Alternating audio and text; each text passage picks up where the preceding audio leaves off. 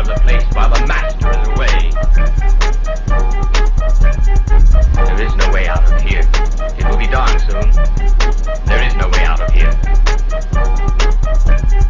And the master wouldn't approve.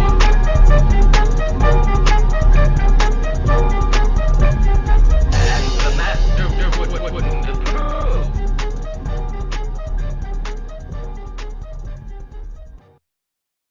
Welcome, ladies and gentlemen, to the MSTieCast, episode number 4. Yes, I'm back again. I'd like to apologize to all the listeners out there. Several weeks ago, my laptop decided to go, oh, hey, I'm going to blue screen of death. Is that cool? Cool. So basically, I was without a laptop for several weeks. My father was able to fix my laptop at the cost of basically I had to start from square one. I lost my documents, my downloadable stuff. I lost everything, but I was able to get Skype back, and here I am back again for episode 4, along with my co-host. Oh, you're talking to me? Yes. Yeah. Oh, hi, everybody. Oh, hi, Mark. Oh, hi. Toby Mobius here. Yes. Unfortunately, Fred could not be with us due to personal reasons that we're not going to get into. But we have, I suppose, a suitable replacement. He is the host of Radiodrome, and he's also been on the MSTieCast several times, Josh Hadley. And I've upstaged you every single time. Yeah, that's true. So, all right, I suppose with a title like the MSTieCast, you want to talk Mystery Science Theater crap, right? Yes. Before we go on, I'd like to make a shout out to 2 fans of Mystery Science Theater 3000, Paige McKee, and actually, hang on, let me get the names right. Paige McKee and Neva Reese McLendon. What they're going to do is they're setting up a chat room, and they're going to be recreating the MST3K Turkey Day of 1991 online. They have all the bumpers, all the commercials, and they're running the marathon in the order that it went in 1991. So kudos to you two. That's a very good idea. It's actually on Facebook if you want to take a look-see. I'll have to do that after the show. Yes. And Josh, where could we find you? I'm in my basement in front of my computer. Oh, funny. I mean, how can the fans contact you? I have fans? Sure, you have tens of 20s of people who listen to Radiodrome. Well, considering the ratings for Radiodrome, I think you're off by 3 zeros. Okay. But they can find me at 1201beyond.blogspot.com, or Radiodrome, Lost in the Static, and WTF are on Jackalope Radio every week. All right. Let's get right into today's events. Josh recently went to an event that pertains to Mystery Science Theater 3000. I did. I saw Cinematic Titanic live in Green Bay. Yes. And it was hilarious. So how was it over there? Give us the details, Josh. What was it like over there? Each cast member, now you got to remember, Joel is actually from Green Bay, so this was sort of a homecoming for him. It's the first time he's performed in Green Bay, I think he said, in over a decade. So that was interesting. They did the movies Danger on Tiki Island and Rattlers. Each member did about 5 minutes stand-up before the show, stand-up routine. And then during the show, I don't know how old Danger of Tiki Island was, but they said Rattlers was really new in their rotation, and they were trying out some new jokes on it. So I don't know if some of the jokes we heard are going to be when it hits, say, New York or L.A. I don't know if some of those jokes that might have not gotten a great response are still going to be in the Rattlers version that makes it across the country. All you New York fans, you'll have to keep an eye out for that one. And you know what the strangest part of this was? Okay, Mystery Science Theater ran for what, 12 seasons? 10. 10?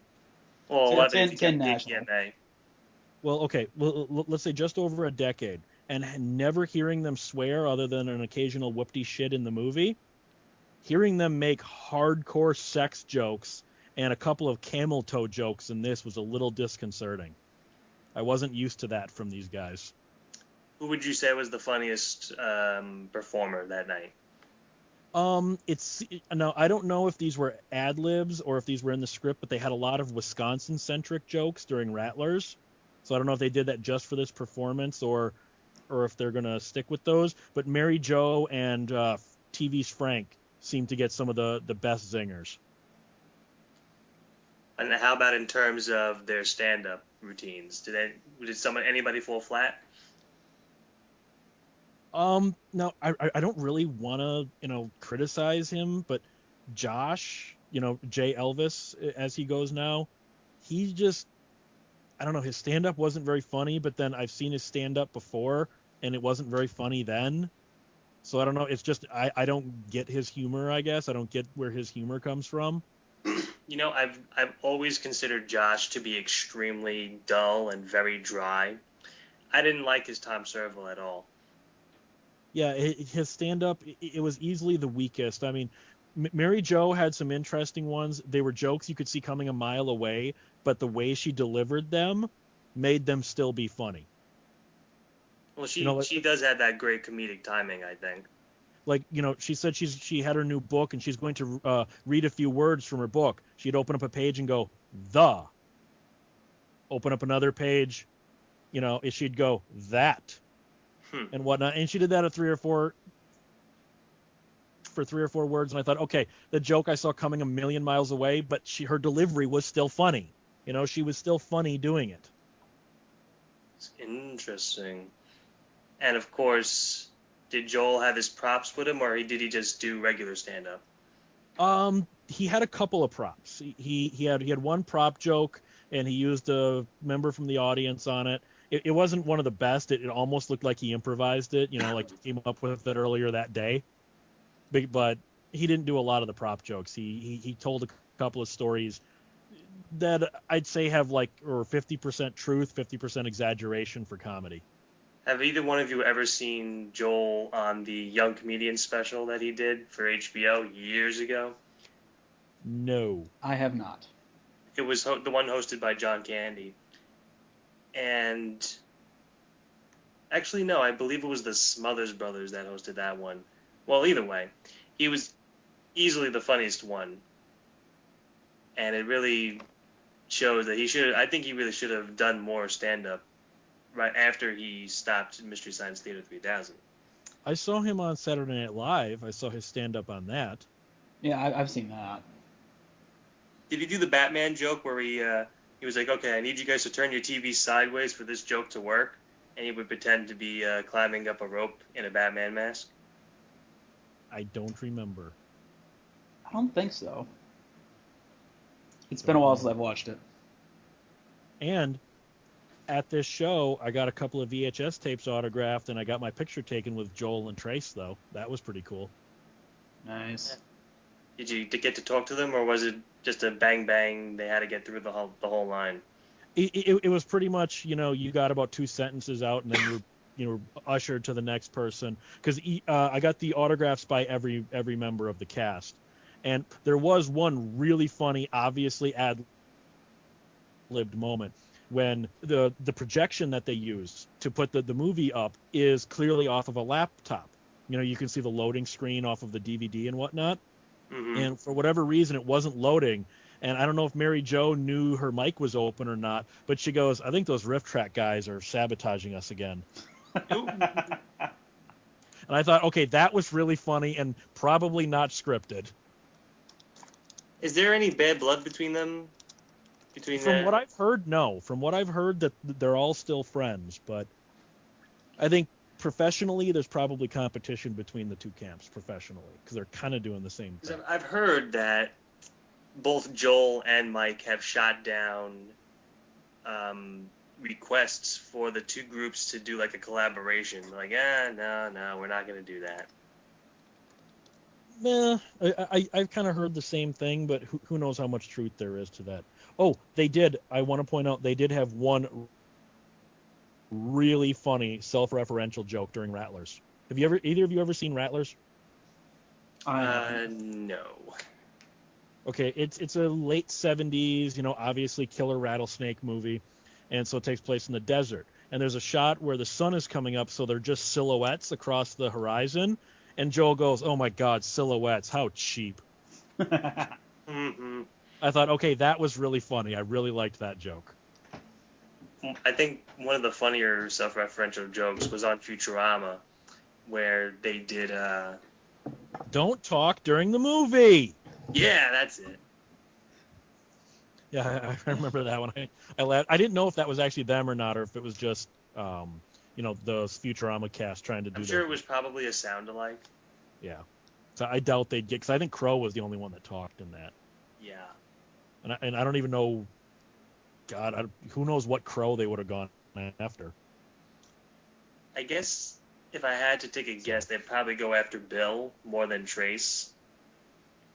Since I'm sure Trace was doing his own thing.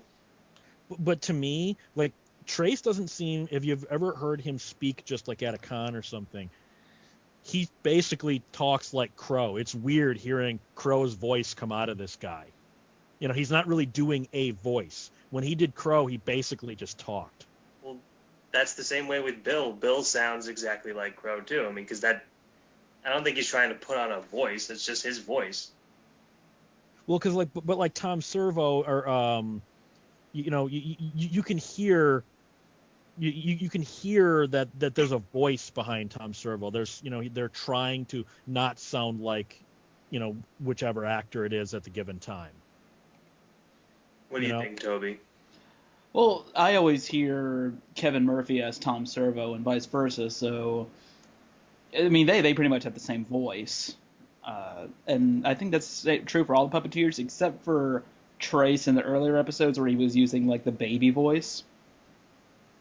And Bill sounded kind of a little bit different in season 8 before he really found his way with the puppet. He kind of lisped at times. It was very sort of feminine, and he had sort of a New York kind of thing going on at times, which was really strange. That is very true. Well, since we're talking puppets for a second, a friend of mine, Hank Carlson, he wants to put it out there for anyone that might have the parts for this. He's built his own Tom Servo. He's trying to build his own Crow, but he's having trouble finding some of the parts. But Gypsy, he can't find anything unless he has them custom made that will go towards a Gypsy puppet. If anyone knows what he can use to make a Gypsy life size, please email Dane and he'll get the information to me. There was somebody on eBay like a couple of months ago that was selling a full entire Gypsy, but it was for Hank wants to build his own. He doesn't want to buy somebody else's. He wants to build his own Gypsy, but he just needs to find like what household part would match what Gypsy would have looked like. He's not having a whole lot of luck. It was a baby seat, part of a vacuum hose. Because, I mean, finding the parts for Servo wasn't really all that difficult. No. And I think for Crow, cutting a bowling pin in half is not going to be that difficult. Wasn't the Seymour butt stall, apparently it got discontinued, and that's why it was kind of hard to build Servo? I don't remember. I remember reading something like that, maybe. I don't know. I've got so much Mystery Science Theater goofy trivia in my head, I get a lot of the things confused sometimes. All right, well, off the top of your head, what's the goofiest bit of trivia you've heard? Oh, not so much heard, but that I saw. If you look on, I think it's the first Poopy reel, that the little orange and pink monsters that are attacking them are the He-Man action figure carriers painted. Because you can see the box when it falls over at one point, the box that they use. Oh, are you talking about the Super Freak Out? I think so, but yeah, it's like I have that, although mine's still white like the original color. But it's so funny when you see the original things that those props used to be, like like you can see the toilet seat, in the view screen and things like that. See the Millennium Falcon on the wall. Yep. There's a Hungry Hungry Hippos one, too. Hungry Hungry Hippos game, I should say. And several tiny bowling pins. Yes. And apparently, if you watch the Mystery Science Theater movie, you can see TV's Frank's head at one point. But, Well, I'm wondering. Now, I've got the poopy tapes and stuff, and yes, I'm a VHS collector, so I still have the tapes. Did they ever release any outtakes from doing the riffings on the movies, or just the outtakes of the host segments? well, actually, there was like a bootleg tape of a couple of episodes where they would show just the riffing segments, and like if they screwed something up, they'd be like, "Oh, cut, blah blah blah," and there would be like a couple of minutes where they would reset up the shooting for that, and the guys would be talking amongst themselves. I think it was for, let's see, there's one for Swamp Diamonds. Then there's one for Laser Blast. Right, one for Laser Blast, one for Swamp Diamonds, and there was one more. I can't remember off the top of my head, but I know there was 3 of them that were circulating around, where it would show like the process of setting up for the theater segments. Can't remember. If anybody out there knows what the last one is, I can look because I actually know where to get them, so I can sort of see which ones they are. Well, see, to me, what I'm the most disappointed about with them releasing all their stuff commercially is probably not counting the actual movie episodes themselves. Probably my favorite 2 specials of theirs are ones that, due to rights issues, will probably never be releasable, and those are the summer movie spectaculars. I remember watching the one on the Sci-Fi Channel. Sci-Fi Channel had 2 of them. They had 2 years worth of those. The Summer Blockbuster Review. That's it, yeah. And because of all the huge budget clips and whatnot that they used, I figured that's going to be rights hell. Those are probably never going to see a legal release of those. Oh, yeah. I remember the running gag for one of them was that Pearl was marrying Val Kilmer.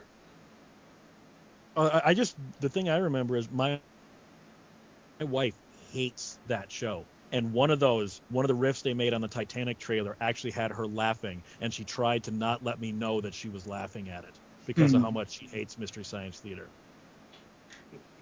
So I'll always remember that as her actually laughing at one of their jokes.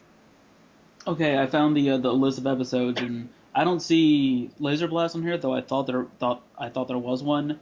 They're called Writer's Review, is what the tapes are called, and there's one for 503, 505, 1010, 1012, and 1013. 503 was Swamp Diamonds. 505 was the Magic Voyager Sinbad. What was the other ones? 1010, which I think that's Final Justice, isn't it? That It Lives by Night is 1010. Okay. Oh no, it was like 109. I mean 1009. Yeah. Anyway, 1012. That's Squirm. And 1013. That's Diabolic. Diabolic.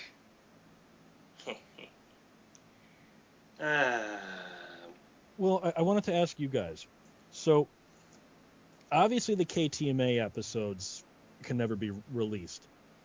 Do you think they would ever be able to renegotiate the rights to those to be able to release those? Well, even if they wanted to, apparently, because they were so bad in the minds of the people who were in it, they would never want them to be seen again anyway. Oh, screw that. Those were good. I actually, in a weird way, prefer those ultra low budget, very, PBS looking episodes to the more polished cable episodes. Maybe that's just the way I look at it. Well, those were the episodes where like several minutes would go by in between jokes. Yeah, but I don't know. It just had more of a DIY feel to it, and we're all on the internet and doing our own thing. Doesn't that kind of the DIY philosophy kind of appeal to you more than having cable money backing you? It does to me, and I know that I personally prefer the KTMA set to the really kind of dark look of the SOL past like season 7 or so. That's just me. Speaking of season 7, that was partly what we were going to be talking about tonight. it was the last season for Comedy Central, and it was the shortest season. There was only 6 episodes. And All right. What do you guys like better, Comedy Central era or Sci-Fi era? That's a good question. Sorry if I'm kind of taking over as the host and asking you guys the questions, but I'm curious. Well, no, that's good. That it opens it up for discussion. Because I gotta go personally. The Sci-Fi Channel era, not so much because of like a quality of jokes being better, but I thought the Sci-Fi Channel era had better movies. The movies were a lot funner to have riffed than the Comedy Central era, but that's just a personal opinion. Well, I've said this before, but during the Comedy Central era, it seemed like the characters were just having fun with the movies. By the Sci-Fi era, it seemed like they were getting angrier at the movies, like at how bad the movies were. Well, part of that might have been the behind the scenes of Sci-Fi basically telling them what movies they can and cannot have, thereby forcing the movies onto them. That might have been partially a response to Universal, dropping the hammer on them. Because I know they weren't happy that Sci-Fi said, no, this is the movie you're doing this week, not do you want to do this movie this week. They seem to have a lot more freedom on Comedy Central. But they got a larger audience on Sci-Fi. Yeah, but if you really think about it, they only lasted 3 years on the Sci-Fi Channel. That was out of their own volition, though. Sci-Fi Channel wanted more. They decided to quit. Sci-Fi wanted I think they had another 2-year contract signed. I can't even imagine what could it have been like if they got seasons 11 and 12. Well, did you ever see the PlayStation disc where they were riffing on games? No, I have but not. I've heard it's kind of funny. It is. I've got a bootleg of it. I think it was in like PlayStation Magazine. Just how they always included like a demo disc. Right. And on one of those, the Mystery Science Theater guys just popped up kind of unannounced and started riffing over the game previews that were being shown. That sounds like it's really funny. And, it was interesting. And like I've got the Sci-Fi Channel used to have a show called Sci-Fi Buzz. It was sort of like, a weekly information and news program. And on their 100th episode, the Mystery Science Theater guys, this is right when they made the transition to Sci-Fi Channel, showed up and ate the entire Happy 100 Episodes cake on them in the last segment before any of the Sci-Fi Channel people got to it. I've got that on tape as well. Well, Toby, earlier today you watched Night of the Blood Beast, yes? I watched part of it. I didn't get to finish it. What were your thoughts on it, riff-wise and episode-wise? Well, I've seen the episode before, but the thing about the episode for me is it takes forever for me to like really get interested in it. I mean, the riffs are fine, the riffs are funny, but the movie is just so dull. And a lot of Mystery Science Theater episodes are that way. Prince of Space is one of those that people love, but I can't get through the movie part of it. Hamlet, ugh. See, I'll watch Hamlet before I'll watch Prince of Space because, I know Hamlet, so I can just sort of watch it and not really pay attention to the story. I can sort of go on autopilot with that one. But Blood Beast, Prince of Space, Manos especially, kind of hard to get through. I've always liked season 7 because it has one of my favorite episodes, The Incredible Melting Man. Which I started watching on YouTube before the show started. I only got to the second part of 10. But I don't know if this is something I should be proud of, but I actually have the unmisted version of Incredible Melting Man on VHS. Granted, it's somewhere in my basement, but I have it nonetheless. Well, okay, Dane, that brings up another question for you guys as Misty fans. After you've seen the movie Rift, are you ever able to watch that movie unriffed again, like on cable, and not kind of put the jokes in yourself? I actually put the jokes in with Incredible Melting Man. I would be watching it and I would be like, oh, this is where Tom said blah, blah, blah, blah, blah, and this is where Mike said blah, blah, blah. I do that with Manos because I saw it on it was on Elvira's show a few weeks ago that it's on like rotation, and I started watching it and I started doing like all the riffs in my head. Am I the only one who used to think Elvira was kind of hot? No. Well, she used to be. Well, she's still not bad, but. Well, I mean, like back like 10, 15, 20 years ago, it was just like, wow, she's pretty. She's a hot goth chick. She's pretty damn hot. Yeah, I was in high school then, back when her show was actually in original run. And that one, the movie she did, what the heck was it called? Not the recent one, but the one that was like about 10, 15 years ago. I think it was like called Mistress of the Elvira, Dark or something. Mistress of the Dark, yeah.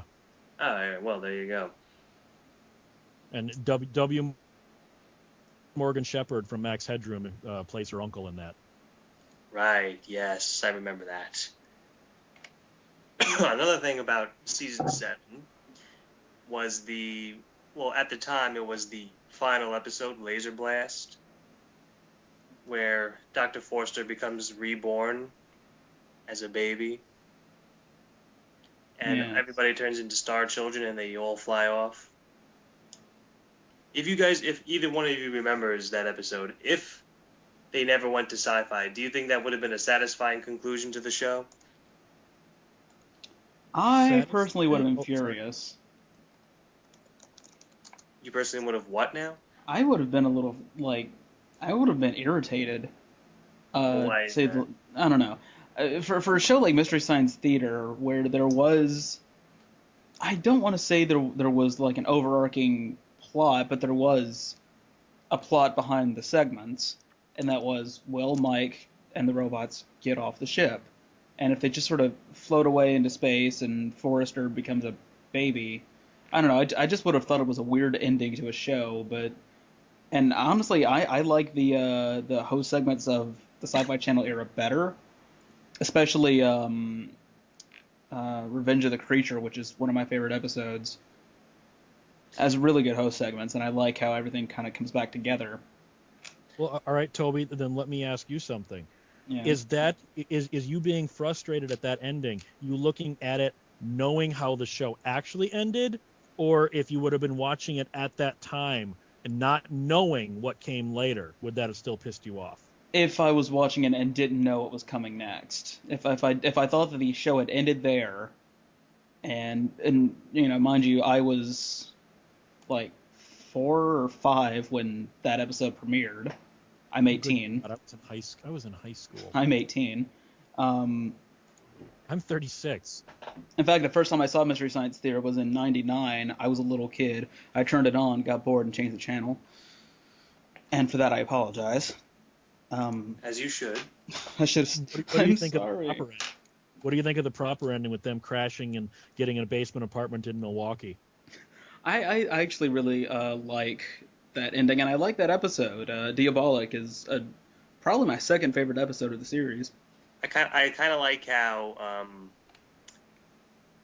it ended with them riffing the first movie that they riffed, the Crawling Eye. The first Comedy Central movie that they right, riffed. Yeah, that's what I meant. Yes. Yeah, this movie looks familiar. The thing I think was funny is I used to work for WTMJ, the station that they were watching that movie on. They actually say it's on WTMJ TV. And I used to work for them, so I think that's kind of funny. It's one of those things like, hey, look at that. Mm-hmm. You guys mentioned storyline arcs. You know, you notice that the Comedy Central ones really, there wasn't a storyline arc from season to season. It was basically contained within the episodes itself. Once you got to the Sci-Fi Channel era, is when they had the whole, oh, Mike's the destroyer of worlds, and, you know, they're stuck in Roman times and all that sort of thing. Did you guys enjoy that kind of motif in the Sci-Fi era? Yes and no. I liked Mike accidentally blowing up planets and being the planet killer. I really hated the Roman storyline. I didn't mind, you know, the brain guy stuff and the pods, you know, when they were all being taken over by body snatchers. I didn't mind all that. I just really didn't like the Roman episodes. Well, there was one episode during the Roman arc, I forgot which one it was, where Kevin Murphy's introducing all the different gods, and he at one point Brain Guy is asleep, so Kevin Murphy's like, "Oh, well, who are you? What's your name?" And Brain Guy's like, "Oh, I don't know. Go away. Leave me alone." Brain Guy is the god. Brain Guy is the god. Big round of applause for Brain Guy is the god. I just thought that was kind of funny. Yeah, I sort of have the same sort of mixed feelings about the storyline thing. I liked it generally, but I liked the Roman one, but it really felt like something that should have been a little bit shorter. It just went on a bit too long for my tastes. Although I did like Bridget Nelson's character. I thought she was funny. Well, another part that was funny was when Pearl asked Brain Guy, "Oh, what'll happen if we don't get Bobo out of Roman times?" "Oh, the Nabisco Snack Company will never be made. Bobo's messing with my favorite snack cracker." It just goes on from there. Yeah, I liked that. But for me, the storyline stuff really started at the end of season 6 when Frank died again for the last time. Well, I believe one of the storyline arcs for season 7 was that Pearl came to stay with Dr. F in order to have him get his mind off of losing Frank, since he ascended into Banana Heaven, or second Banana Heaven, I should say. With Torgo the White. Yes. Yeah, she kind of dominated him. She really kind of owned his ass. That poor bastard. We probably should ask Josh before we continue. How did you get into Mystery Science Theater, Josh? I don't know if I should be admitting this publicly, but I used to be really hardcore into the bootleg video circuit. And I'm talking, this is pre-internet bootlegging. This is back when you would trade lists via snail mail, okay, with people, and a bootleg trade would take months to arrange. And somebody had, I don't think they even had the show listed properly, but it was the KTMA episodes. And I think they called it just like some local public access show making fun of movies. And I saw a couple of titles I liked, like Hangar 18. And so I got a couple of those bootlegged, like right after the KTMA episode started making the rounds. I really don't even think they were on Comedy Central yet. I think it was between KTMA and Comedy Central I saw my first KTMA episode. Uh-huh. Do you remember which one it was? Probably Hangar 18, because that's a movie that Hangar 18 was a staple of independent TV stations. You could see that movie just about any given month in your market at 3 a.m. on some local channel. So I remember loving that movie just by the fact that I saw it a billion times as a kid. See, this is one of the reasons why I wanted to have Josh on, because if you watch Josh's show, Lost in the Static... You can't watch it, but you can listen to it. Well, you know what I mean. If you listen to it, a lot of the movies that were on Mystery Science Theater 3000, he has seen unmistied. And when on the show it came from Beyond Midnight, he also showed some of these movies. Is that correct? Yeah, like Phase 4. Phase 4 I had the rights to, so I showed that on It Came From Beyond Midnight. Right. And that movie is hard for me to watch in the Misty version because it's a really good movie. And some of the jokes that they make, it's different when you're watching them make jokes about a bad movie, but when you're watching them make jokes about an arguably good movie, it doesn't have the same impact. Or am I weird in that? I can see where you're coming from with that. I agree. That's the reason it's hard for me to watch rev tracks of like movies like The Dark Knight and stuff like that, because you kind of want to watch the movie over them talking. Well, did you ever see that voicemail that they got in like episode 2 or 3 of that guy that didn't get what Mystery Science Theater was supposed to be about? It sounded like a bunch of junior high kids. Yeah, Like and I really wish you guys would knock it off and just show the movie. I honestly wonder, that's one thing I'd love to ask Joel, is if that was real or if that was done for the show. because that almost seems like a publicity stunt kind of thing. To my understanding, all those calls were actually real. Including the guy that just breathes more into the receiver. I really wonder where some of those people are today, or if they know how famous their little voicemails became. That's kind of like the letters that they got were all apparently from people. Well, yeah, Joe Bob Briggs had the same thing. People kept asking him, all those letters you got on your show, were those real? And he's like, yep, those were all real. You know, obviously we'd change names or things like that if we said something on the air, but the letters were real. Damn. You know, it's just like whenever on Radiodrome, whenever Brad or I read a viewer or listener, I just did it, a listener email, all we ever change is the person's name. Otherwise, those are all real emails that we get from people. Dear Brad, I think you're funny, but that Josh guy sucks. That hasn't aired yet. They don't know about that. At Horror Hound, when Brad was there, somebody was disappointed that I wasn't there because, as they put it, they hate my guts. And apparently they wanted to tell me off to my face. And I find that really, really funny. Well, speaking of your Radiodrome co-host, Brad, have the two of you ever bonded over Mystery Science Theater, or is that something you've not really ever talked about? You don't listen to the show, do you?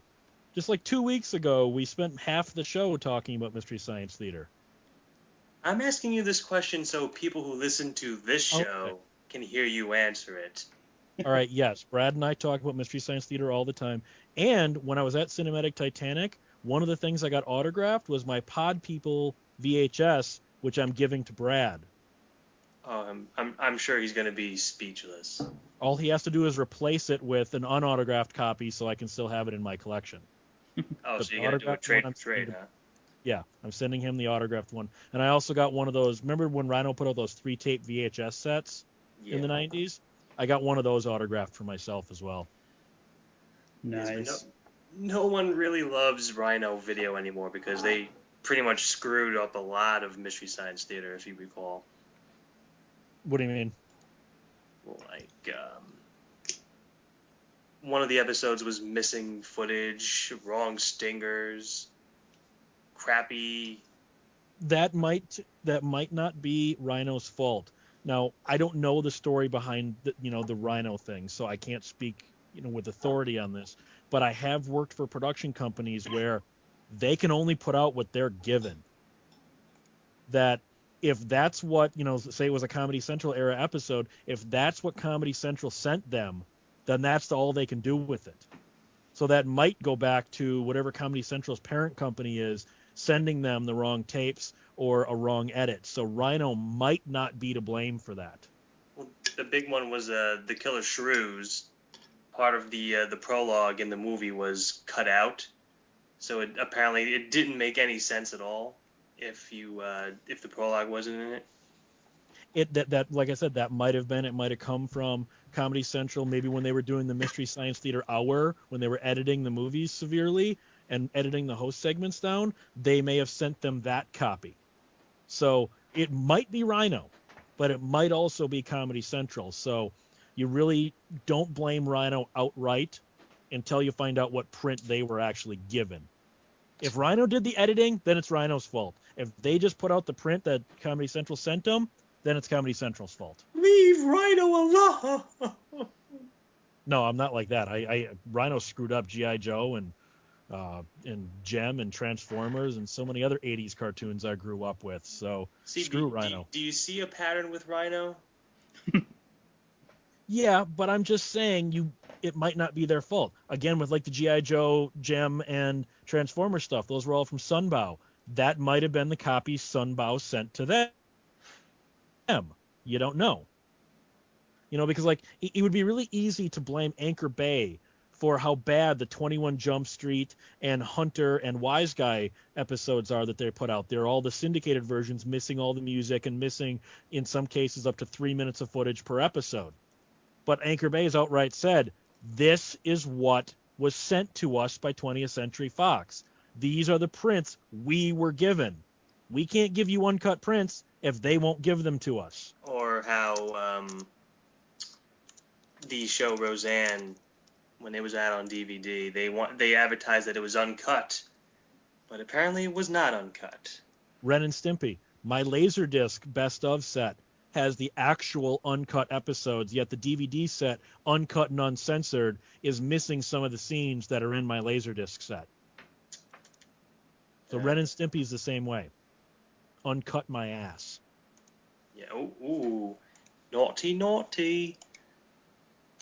Well, actually, no. We don't really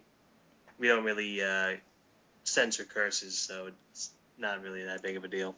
Do you censor swears, or if just like I'm hexing you? Yeah, something like that. Yeah.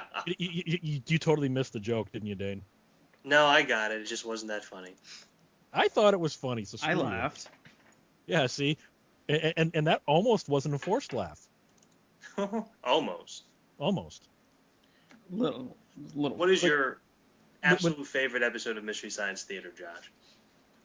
Brad and I fight over this. While I do like Pod People. Pod People is a great episode. Maybe I'm looking at this through a different, like rose-colored glasses by the fact that I'm from Wisconsin. This movie was shot in Wisconsin, and I know the director, but giant spider invasion. Oh. So maybe it's all the Wisconsinness to it. But I just really love giant spider invasion. All right. What do you think of giant spider invasion, Toby? I think it's a very funny episode, and I'm surprised it doesn't have more fans than it does. I mean, I know it has a lot of fans in the community, but I'm surprised it doesn't have more, honestly. I mean, people rally around a lot of episodes that I just really can't get behind, but, that's just the way it goes. Hey, Toby, you know what's really funny about that episode? There's one really hard anti-fan of that episode. You know who that is? Moo. Director Bill Rebane. Oh. He didn't like the job they did on them. He sued them to try and get it taken off of video. He sued them to try and get it removed from circulation. Apparently not he actually sued them for copyright infringement. Apparently not realizing that they legally obtained the rights to the movie, therefore no copyright violation was done. He tried to sue them. He's still in litigation against Best Brains over that episode. Well, if I recall, way when the concept of the MSTieCast first came up, that was one of the names that you suggested I try and get an interview with, Bill Rebane. Because I thought because it would be pretty funny. You'd probably get a lot of nice hits if you really got him to start ranting on how much he hated it. So, I mean, it wouldn't be a positive interview. It would just be a good interview in the sense of, wow, that was a really good interview. So, Bill, what do you think of Mystery Science Theater? Well, see, he's not the only one because, I used to work, a cameraman that I used to work with is the son of one of the actors that's in that movie. And when they heard it was going to be on Mystery Science Theater 3000, everyone crowded around the TV that night, and they were all pissed at how much, because they didn't know what the show was, at how much the show was making fun of them. They really do think they made a pretty decent creature feature. For Giant Spider Invasion? For Giant Spider Invasion. They really thought they made a decent creature feature out of that movie. Yeah, about that. I know. I'm just saying, it is what it is, but, if some of these people, if you've seen them, for the listeners, if you've seen the Mystery Science Theater version, they do some personal attacks, not on obviously the actors, but on like people's appearances and whatnot. And they took a lot of that, like, oh, they're making fun of me, not they're making fun of my character. Please. There was actually one particular gentleman that I wanted to spotlight. He directed Warrior of the Lost World, David Worth. He was a very good sport about Mystery Science Theater 3000's treatment of his movie. He actually thought it was very funny. And that's why I'm very glad to say that we're going to be interviewing him in the future, David Worth. Well, you know who, if they were still alive, probably would have loved what Mystery Science Theater did to them? That would be Ed Wood. Oh, yeah. I think Eddie would have been... Yeah, Eddie would have been very flattered at what they did to Bride of the Monster. And Joe Don Baker just doesn't care anymore. Did Joe Don Baker ever care? Well, to my understanding, at first he was very angry, but then he kind of like got over it, and now he finds the humor in it. The Mitchell episode does, and I discussed this with Brad on Radiodrome once, that episode does piss me off by a little bit of how disingenuous they are to the movie in that. Because if you've ever seen the uncut version of the movie, John Saxon's character actually gets a death scene. You know, there's like a dune buggy race or something like that. In the Mystery Science Theater version, because they had to make more room for the host segments, they cut all of John Saxon out of the second half of the movie. And then they actually make a joke. Wasn't John Saxon supposed to be in this movie? What happened to his character? So they're making fun of the fact that they removed some of the scenes. And I thought that was a little disingenuous to the film. Yeah, that was the big thing about that. When on the Mystery Science Theater discussion board, they talked about that, how they had to cut out most of John Saxon's stuff. Yeah, and first of all, John Saxon's awesome, but to cut the movie and then make fun of the fact that the movie seems like it went nowhere with that character because they removed all the stuff that went there with that character. That was kind of disingenuous in that one case. Well, I think that happened also with Squirm. Yeah. Squirm had, if you've ever seen Squirm Uncut, I can't believe I own that on DVD, but I do. If you've ever seen Squirm Uncut, almost every single kill in that movie is edited out. I don't know if that was for a standards and practices thing, or if they thought that was the stuff that they just had no material on, so let's cut those. Well, were the kills necessarily, did they look good on camera? Guys with worms coming out of all the pores of their faces, it's debatable. Mm-hmm. I believe there was also a big thing about Horror at Party Beach, the subplot where sodium was the weakness of the monsters, and how they basically cut out a lot of scenes that made the movie would have made more sense if the scenes were left in. Yeah, to me, that's really disingenuous. And Elvira does that too, both on her old show, and although not as bad on their old show because you didn't need as many minutes for commercials back in the 80s and 90s. But like on her new show, I've seen a lot of these movies uncut, and in some cases, like Satanic Rites of Dracula, she cut out the entire open credit sequence. It just literally starts on the first regular scene of the movie with a computer-generated slapped-on title card. And I'm going, Jesus, that first scene, the credit sequence sets up the mood and tone of the first regular scene. So to just jump in like that and just throw a title card on it, that's real disingenuous to the movie. Yeah. Sorry, I'm passionate about bad films. That's quite all right. We all are here. We all float down here, Josh. Indeed. We are actually just about out of time. I know Josh has to get going, but thank you, Josh, for taking time out of your schedule to be our guest tonight. I had nothing else going on. Well, it was great having you. Dane IM'd me about an hour before this and just said, hey, you want to be on? And it's like, oh, yeah, let me check. Nope, I got nothing else going on. Sure. Well, next week we're going to have Linkara. He is a man. Oh, that's cool. I did a special with Linkara once on new versus old comics. Linkara's pretty cool. Yes, he is. He's a pretty cool guy. He won't remember me, but tell him I said hello. We will. Well, No. He remembers that you keep apologizing to him about that Nightcrawler thing. Like, oh, the Nightcrawler guy, okay. Yeah, because I screwed that up. That was my fault. I should have apologized. I was being a douchebag over that. Well, So there. You're always a douchebag, but you're our douchebag, Josh. Yeah. And I'm a pretty decent guy for a douchebag, aren't I? Yes. Oh, absolutely. I'm kind of a decent guy. Oh, absolutely. Leave me alone. All right, well, once again, Josh, tell the listeners where you can be found on the internet.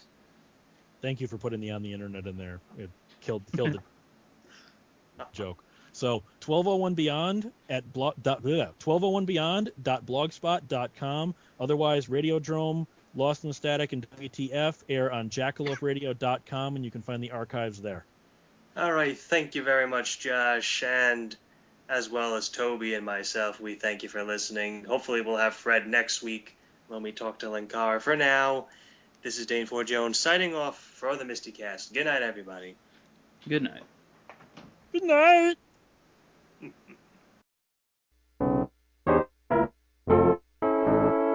With a pickle mind, we kick them up a beer.